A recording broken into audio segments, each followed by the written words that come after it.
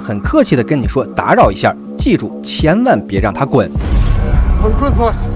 I'll go 5 minutes.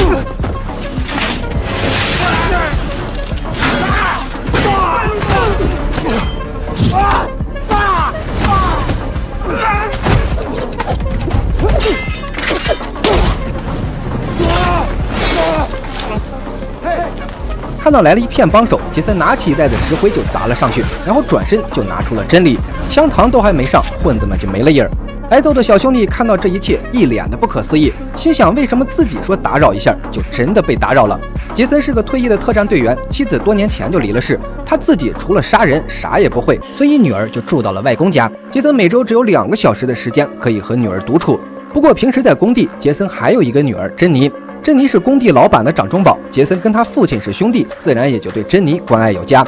这天，珍妮和几个闺蜜出来玩，但很快他们就被人贩子盯上了。人贩子通过拍摄视频来挑选他们当中符合萝莉气质的姑娘，所有被选中的女孩都是明码标价。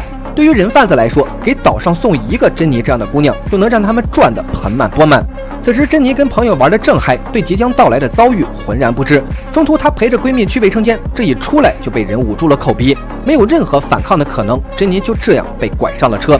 第二天，杰森来到朋友的面前，非常严肃地说道 Look at me, brother. I'm gonna bring her home.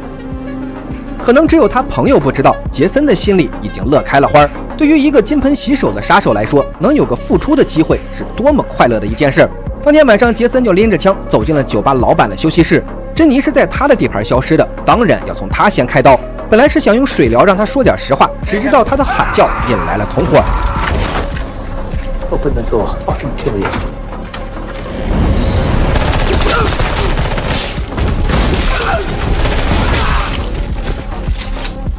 这还啥也没问呢，就送走了3个。杰森多少是有点无奈。根据家里的线索，杰森找到了酒吧老板上级的别墅，也不着急冲进去，先在外面吃点小零食，然后再观察观察里面的情况。因为酒吧被杰森给扫荡了，心烦的黑老大忍不住拿自己的媳妇儿泄了愤。也正是这一巴掌给杰森省了事儿。看到受气的女人出门开车走人，下一秒杰森就挪了进去。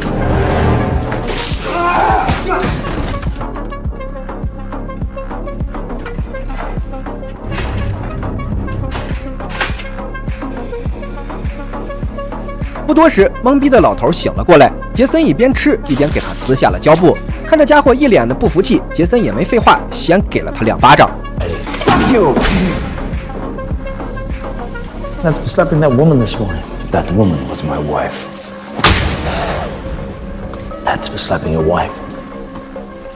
热完了身，杰森把包打开，把从酒吧拿的钱全部都扔进了泳池。杰森的意思很明确，自己对钱不感兴趣，也不要拿什么兄弟会来吓唬自己。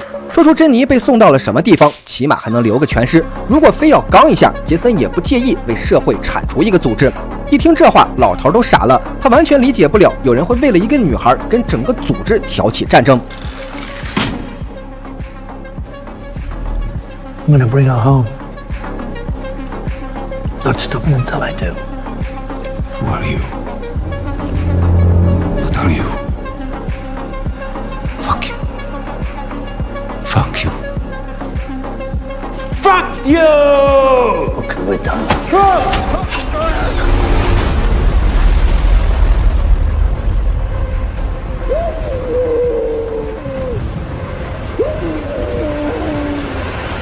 干掉这个老头，杰森就算是跟整个组织开了战。后面的节奏可想而知，杰森凭借一己之力单挑了所有人，所到之处寸草不生，横尸遍野。爆开的血雾，横飞的子弹，无时无刻都在给你提供极致的爽感。要不是电影时长限制，他能乐此不疲地杀到人口减半。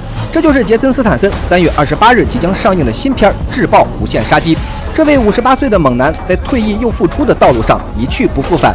快递员、潜水家、养蜂人、建筑师，小朋友都在看《1001夜》的童话，我们每年都在刷郭达的《1001种职业》。导演大卫·阿耶应该是把未来10年郭达所要换的工种都给想好了。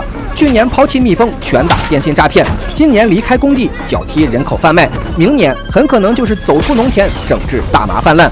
你就说你想看他清理哪种犯罪组织吧，总有一天郭大侠能还世界一片祥和宁静。作为硬汉演员的代表之一，郭达演什么都像杀手，所以还不如就一条路走到底，无非是换个职业，扮猪吃老虎。